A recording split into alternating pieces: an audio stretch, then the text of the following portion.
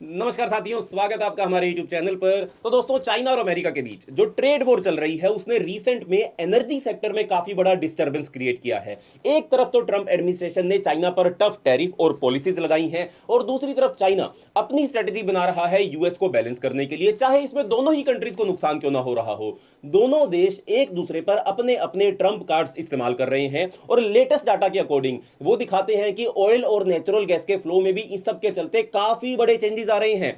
China ने America से अब क्रूड ऑयल लेना बंद कर दिया है, और चाइना अब कनाडा की तरफ शिफ्ट कर रहा है। साथ ही चाइना ने अमेरिका से लिक्विफाइड नेचुरल गैस के इंपोर्ट्स भी काफी कम कर दिए हैं, जिसका इफेक्ट पूरे ग्लोबल एनर्जी मार्केट पर दिखाई दे रहा है। तो ऐसी सिचुएशन क्यों बनी?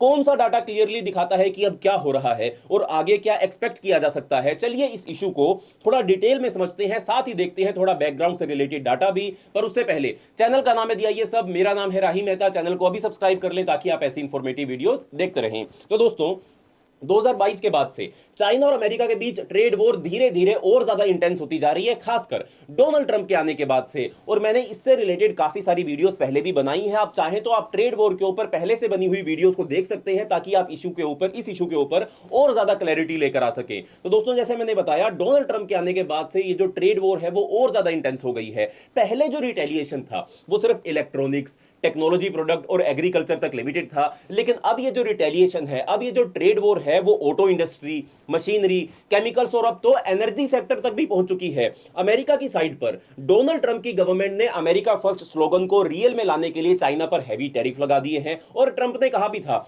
आज के बाद सिर्फ अमेरिका फर्स्ट चलेगा।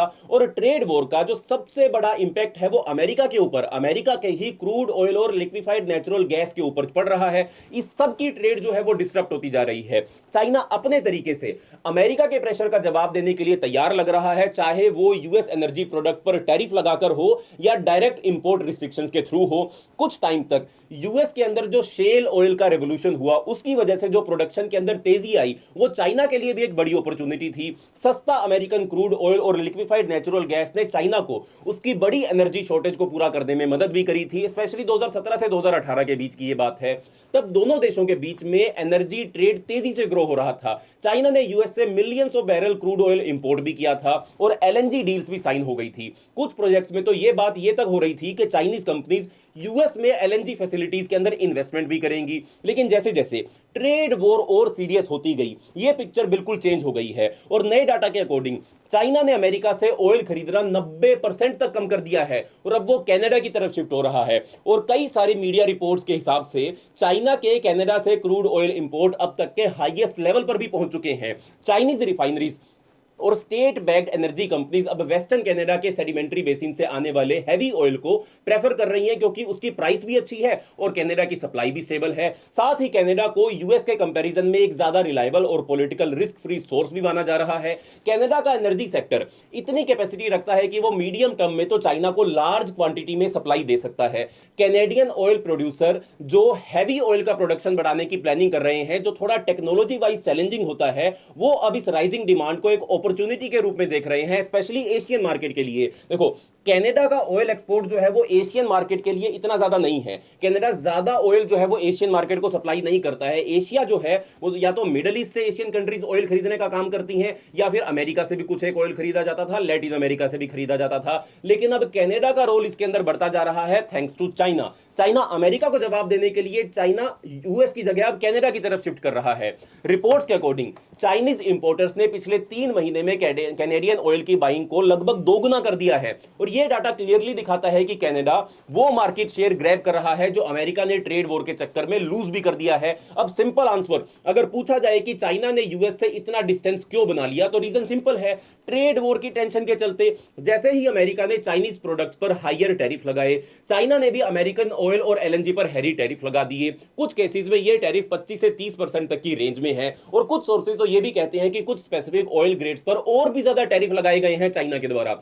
ऐसे भी रिपोर्ट्स आ रही हैं कि चाइनीज स्टेट ओन्ड कंपनीज को सीक्रेटली ये इंस्ट्रक्शन दिया गया है कि वो किसी भी अनफ्रेंडली कंट्री को रेवेन्यू ना दे, यानी कि अमेरिका को रेवेन्यू ना दे। इस वजह से अमेरिकन एक्सपोर्टर्स अब काफी ज्यादा टफ सिचुएशन में आ गए हैं और रिपोर्ट्स कहती हैं कि यूएस ऑयल जो ऑलरेडी ट्रांसपोर्टेशन, लॉजिस्टिक और डिप्लोमेटिक प्रॉब्लम फेस कर रहा था, वो रशिया, सऊदी और कनाडा जैसे कंट्रीज के साथ प्राइस कंपटीशन में टिक नहीं पा रहा था और अब तो उसकी सप्लाई भी लिमिटेड हो गई है क्योंकि उसका सबसे बड़ा बायर जो है वो उसकी तरफ से शिफ्ट होता जा रहा है।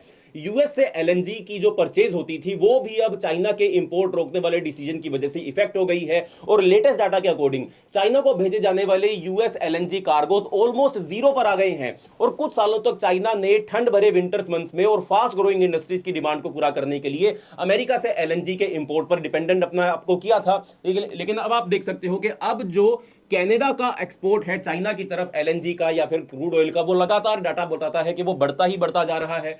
और पहले इसके बीच में कभी ऊपर कभी नीचे, कभी ऊपर कभी नीचे ड्विंडलिंग चलती रहती थी, लेकिन अब अमेरिका के चक्कर में कनाडा जो है वो चाइना को सबसे बड़े सप्लायर के रूप में फ्यूचर के अंदर एमर्ज भी हो सकता है। और साथ में अब जो टैरिफ और ऑफिशियल बैरियर्स जो है वो अमेरिका के द्वारा लगाए गए हैं, उन्होंने ये ट्रेड को और भी ज्यादा डिस्टर्ब करने का काम किया है। और न्यूयॉर्क टाइम्स की एक रिपोर्ट के मुताबिक कुछ अमेरिकन एलएनजी प्रोड्यूसर्स ने तो या तो अपने कार्गो चाइना भेजने का प्लान कैंसिल कर दिया है या फिर कॉन्ट्रैक्ट ही खत्म करने की बात चल रही है।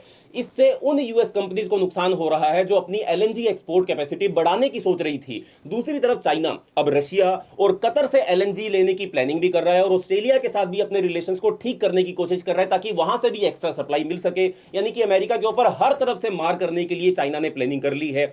एनर्जी सेक्टर के बड़े प्लेयर्स इस पूरे मैटर को बहुत ही ज्यादा क्लोजली देख रहे हैं क्योंकि एक तरफ यूएस का इंपोर्टर एक्सपोर्टर बैलेंस जो है वो खराब हो रहा है, दूसरी तरफ कनाडा के ऑयल का मार्केट शेयर बढ़ रहा है, तीसरी तरफ रशिया की चाइना को बढ़ रही ऑयल सेल्स और साथ में ओपेक कंट्रीज के मिडिल ईस्ट के स्ट्रेटेजिक मूव्स, ये सब फैक्टर्स ऑयल और नेचुरल गैस के प्राइसेस को हर वक्त ऊपर नीचे करते रहते हैं। अगर प्राइसेस बढ़ते हैं तो चाइना को कोई फायदा नहीं होगा लेकिन यूएस को भी कोई फायदा नहीं होगा, पर अगर प्राइसेस गिरते हैं तो रशिया को नुकसान होगा लेकिन यूएस की शेल कंपनीज भी बैंकरप्ट हो सकती हैं। ये एक लूज लूज सिचुएशन है जहां सब जीतने की कोशिश कर रहे हैं लेकिन सब एक साथ हारने का रिस्क भी ले रहे हैं। ट्रेड वॉर्स हर वक्त एक नया फ्रंट ओपन कर देती हैं जिससे वर्ल्ड इकोनॉमी और भी ज्यादा अनसर्टेन हो जाती है क्योंकि एनर्जी इंपोर्ट्स और एक्सपोर्ट्स इस गेम का सबसे स्ट्रॉन्ग ट्रम्प कार्ड है, इसलिए हर मूव से मार्केट के अंदर टर्बुलेंस आ जाता है। काफी एक्सपर्ट्स का मानना है कि इस डिसीजन के थ्रू चाइना ने यूएस को एनर्जी ट्रेड में एक लेसन देने की कोशिश की है, यानी कि एक पाठ पढ़ाने की कोशिश चाइना ने की है।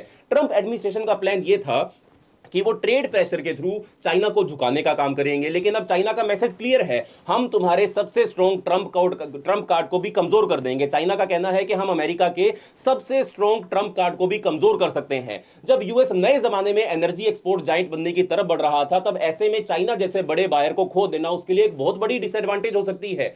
यूएस एनर्जी इंफॉर्मेशन एडमिनिस्ट्रेशन के अकॉर्डिंग 2022 में यूएस का क्रूड ऑयल एक्सपोर्ट हर दिन लगभग 3 मिलियन बैरल तक पहुंच गया था। इसका एक बड़ा हिस्सा चाइना को भी जा रहा था।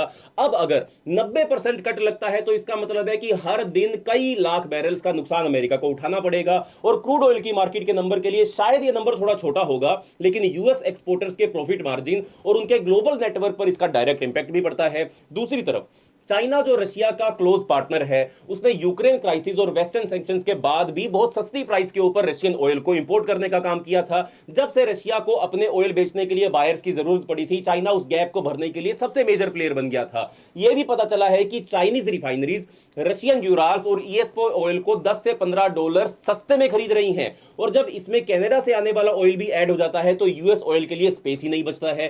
सिंपल शब्दों में अगर मैं आपको बताऊं, चाइना अब एक मल्टी ऑप्शन सप्लाई चेन बना रहा है जहां रशिया और कनाडा दोनों के साथ डील्स बढ़ाई जा रही हैं। इस स्ट्रेटजी का मतलब है यूएस पर डिपेंडेंसी कम करना और ट्रेड वॉर में अपनी पोजीशन को और भी ज्यादा स्ट्रॉन्ग बना देना। इस वक्त यूएस ऑयल कंपनीज कोशिश कर रही हैं कि चाइना की जगह अपना ऑयल यूरोप या लैटिन अमेरिका को बेचना शुरू करे, लेकिन भाई वहां भी तो कंपटीशन बहुत ज्यादा टफ है। मिडिल ईस्ट के प्रोड्यूसर हो गए, रशिया हो गया, अफ्रीका हो गया, कनाडा जैसे प्लेयर्स हो गए, वो ऑलरेडी यूरोपियन मार्केट के अंदर या लैटिन अमेरिकन मार्केट के अंदर मौजूद हैं। इसलिए अमेरिकन प्रोड्यूसर्स को नए बायर्स ढूंढने पड़ रहे हैं जहां या तो प्राइस कम मिलता है या फिर अमेरिका को ट्रांसपोर्टेशन कॉस्ट जो है वो बहुत ज्यादा हाई हो जाती है। देखो, ऑयल प्रोड्यूसर स्टेट जो है अमेरिका के, स्पेशली टेक्सास और लुइसियाना, उनका कहना है कि चाइना का मार्केट खोना उनके लिए एक बहुत बड़ा नुकसान हो सकता है। और याद रखना, ये वही स्टेट्स हैं जिनका अमेरिका के इलेक्शंस के अंदर डोनाल्ड ट्रंप को सबसे ज्यादा प्रभाव रहा था। सबसे ज्यादा वोटिंग जो थी वो उन्होंने डोनाल्ड ट्रंप के लिए ही की थी और अब उन्हीं स्टेट्स को सबसे ज्यादा नुकसान भी हो रहा है। साथ में ट्रंप कोई भी समझौता करने से मना कर रहे हैं और वो कहते हैं कि वो लोग अमेरिका का फायदा उठा रहे हैं, यानी कि चाइना अमेरिका का फायदा उठा रहा है, इसलिए वो झुकने का नाम नहीं ले रहे हैं। ये शॉर्ट टर्म पॉलिटिकल मूव तो लग सकता है, लेकिन लॉन्ग टर्म में एनर्जी सेक्टर को कितना नुकसान होगा इसका कोई क्लैरिटी नहीं है। दूसरी तरफ कनाडा के साथ ऑयल ट्रेड में चाइना को कुछ प्रॉब्लम्स फेस करनी पड़ रही हैं। ऐसे इसका मतलब ये नहीं है कि चाइना के लिए कनाडा से ऑयल आ गया तो सब काम बढ़िया हो गया, नहीं। कनाडा से जो ऑयल आता है उसके लिए चाइना को थोड़ी अपनी कंपनीज के अंदर, अपनी रिफाइनरीज के अंदर बदलाव लेकर आने पड़ेंगे। जैसे कि कनाडा की वेस्ट कोस्ट पर जो पोर्ट्स हैं और पाइपलाइन का जो कैपेसिटी है वो ज्यादा है नहीं, और क्योंकि ये हैवी ऑयल है, कनाडा जो ऑयल एक्सपोर्ट करता है वो हैवी ऑयल की कैटेगरी के अंदर आता है, तो इससे रिफाइनरीज के अकॉर्डिंग चाइना को मॉडिफाई भी करना पड़ता है। लेकिन चाइना ऑलरेडी कैनेडियन कंपनीज के साथ बात कर रहा है ताकि मीडियम टर्म सप्लाई डील्स हो सके और इंफ्रास्ट्रक्चर प्रोजेक्ट्स फास्ट हो सके, जिससे एशिया में एक्सपोर्ट आसानी से हो पाए। कनाडा भी नए टर्मिनल्स, टैंक फार्म्स और पाइपलाइन एक्सपेंशन पर काम कर रहा है अपनी पैसिफिक कोस्ट के ऊपर। देखो, वेस्टर्न कनाडा में ऑयल प्रोडक्शन जो है उसके कई सारे चैलेंजेस हैं, जैसे कि वहां पर जो रिजर्व्स है वो बहुत ज्यादा सैंडी रिजर्व्स है, महंगा एक्सट्रैक्शन प्रोसेस है। लेकिन अगर ये चाइना जैसे बड़े बायर को लॉन्ग टर्म कॉन्ट्रैक्ट्स दे सकें तो ये उनके लिए एक बड़ा फायदा भी हो सकता है। चाइना और कनाडा के बीच जो एनर्जी पार्टनरशिप बढ़ती जा रही है उससे ये भी लगता है कि दोनों एक डिप्लोमेटिक टेंशन जो उनके बीच में चल रही थी वो धीरे धीरे कम भी हो जाएगी। पहले चाइना और कनाडा के रिलेशन जो थे वो काफी ठंडे थे, क्योंकि कनाडा ने हुआवेई जैसे चाइनीज टेक्नोलॉजी कंपनीज के ऊपर रिस्ट्रिक्शंस भी लगाए थे और चाइना ने इसका अपोज भी किया था, चाइना को यह पसंद नहीं आया था बिल्कुल भी। लेकिन अब जब इंटरनेशनल लेवल के ऊपर अमेरिका के साथ कनाडा की टेंशन बढ़ रही है तो हो सकता है कि चाइना ने कनाडा के साथ अपना अप्रोच थोड़ा प्रैक्टिकल बना लिया हो। देखो, यूरोप के कई कंट्रीज में भी चाइना सिमिलर सिग्नल भेज रहा है कि अगर यूएस से अलग होना चाहते हो तो हमसे ज्यादा कोऑपरेशन आप कर सकते हो। और कुछ एक्सपर्ट्स कहते हैं कि चाइना हर फ्रंट पर दोस्तों की तलाश में है ताकि अमेरिका के अगेंस्ट एक स्ट्रॉन्ग ग्रुप बनाया जा सके। अब लिक्विफाइड गैस के मामले में देखा जाए तो यूएस ने पिछले 5 साल में शेल गैस रेवोल्यूशन के बाद अपनी एलजी एक्सपोर्ट्स यानी कि लिक्विफाइड नेचुरल गैस के एक्सपोर्ट्स को डबल कर दिया था, स्पेशली एशिया की डिमांड को टारगेट करते हुए। चाइना दुनिया का सबसे बड़ा लिक्विफाइड नेचुरल गैस का इंपोर्टर है। 2021 में चाइना ने जापान को भी पीछे छोड़ दिया था और वो नंबर 1 एलएनजी या एलपीजी इंपोर्टर बन गया था। लेकिन ट्रेड वॉर के चलते चाइना ने यूएस से आने वाले एलएनजी के ऊपर, जैसे मैंने आपको बताया, हायर टैरिफ लगा दिए और कुछ स्टेट्स ने या कुछ कंपनीज ने तो चाइना की अमेरिका से इनको खरीदना पूरी तरीके से बंद कर दिया है। इस वजह से अमेरिकन एलएनजी कंपनीज को बहुत बड़ा झटका लग रहा है। जो कंपनीज अपना प्रोडक्शन बढ़ाकर नए बायर्स ढूंढने की कोशिश कर रही थी उनका सबसे बड़ा कस्टमर ही उनके हाथ से चला गया। अब ये कंपनीज यूरोप के बायर्स के साथ डील करने की कोशिश कर रही हैं, लेकिन यूरोप भी हर ऑफर को एक्सेप्ट नहीं कर रहा है। पॉलिटिकल रीजंस भी है, यूरोप की भी अमेरिका के साथ बन नहीं रही है और प्राइस कंपटीशन भी है। हाल ही में यूरोप ने रशिया यूक्रेन वॉर के बाद अपने एलएनजी को शिफ्ट करने का काम किया था, उसके इंपोर्ट को शिफ्ट करने का काम किया था, लेकिन यूएस का एलएनजी यूरोप में अभी भी महंगा पड़ता है। इसी वजह से एलजी एक्सपोर्ट्स जो है उसमें भारी उतार चढ़ाव जो है वो आपको देखने को मिल जाएंगे और जो लोग एक स्टेबल और बढ़ता हुआ मार्केट एक्सपेक्ट कर रहे थे उनकी उम्मीदें जो थी वो थोड़ी हिल जाती हैं। कनाडा भले ही यूएस का एलाई है, लेकिन बिजनेस के इक्वेशन थोड़े अलग होते हैं। कैनेडियन कंपनीज के दिमाग में यह सवाल जरूर है कि अगर हम डायरेक्टली चाइना के साथ बिजनेस करें तो क्या अमेरिका को बुरा लगेगा, लेकिन एंड में हर कंपनी अपना प्रॉफिट के बारे में ही सोचती है। कैनेडियन गवर्नमेंट इसमें डिप्लोमेसी का रोल लेना ही नहीं चाहती है। उनका यह कहना है कि एक ये कमर्शियल मैटर है प्राइवेट ऑयल कंपनीज और चाइनीज बायर्स के बीच में। इस सब से एक बात तो क्लियर हो जाती है कि यूएस और चाइना के बीच एक मल्टी डायमेंशनल पावर स्ट्रगल चल रहा है। टेक्नोलॉजी से लेकर एग्रीकल्चर, फाइनेंस से एनर्जी, हर फील्ड के अंदर टकराव जो है वो बढ़ता ही जा रहा है। देखो, एनर्जी ट्रेड दोनों तरफ के हाथों में एक बड़ी पावर बन चुकी है। जब यूएस बोलता है मैं तुम्हारे प्रोडक्ट्स के ऊपर टैक्स लगाऊंगा तो चाइना तुरंत जवाब देता है तो मैं तुम्हारा ऑयल और गैस खरीदना बंद कर दूंगा। ये टेंशन कहां जाएंगी, कहां जाकर रुकेंगी, ये कोई क्लियर नहीं है। एक सिनेरियो के हिसाब से यूएस और चाइना कुछ टाइम के बाद आपस में बैठेंगे, बातचीत करेंगे और ट्रेड वॉर की टेंशन जो है वो कम हो जाएगी, एनर्जी फ्लोज जो है वो नॉर्मल हो जाएंगे। दूसरे सिनेरियो में ये टेंशन परमानेंट हो सकती है। चाइना अपने ऑलमोस्ट कंप्लीट शिफ्ट को कंटिन्यू करेगा, यूएस के ऑयल और एलएनजी को छोड़ेगा और अमेरिकन एक्सपोर्टर्स नए मार्केट की तरफ देखना शुरू करेंगे। ऐसे में चाइना कनाडा के साथ ह्यूज डील्स कर सकता है, रशिया से डिस्काउंटेड ऑयल और ज्यादा खरीद सकता है और ओपेक प्लस के दूसरे कंट्रीज के साथ भी अपने रिलेशंस को चाइना मजबूत कर सकता है। और ऐसे में यूएस को फार ईस्ट में यानी कि चाइना में अपनी मार्केट शेयर को नुकसान झेलना पड़ेगा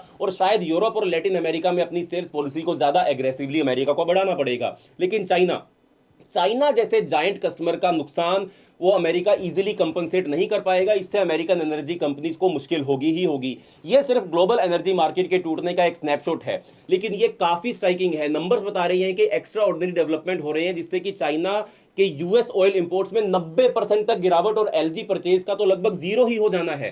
कनाडा की तरफ देखें तो चाइना यूएस से बदला ले रहा है बाय कैनेडियन ऑयल। कनाडा को तो फायदा ही होगा अगर वो चाइना को अपना ज्यादा का ज्यादा ऑयल खरीदने का या बेचने का काम करेगा।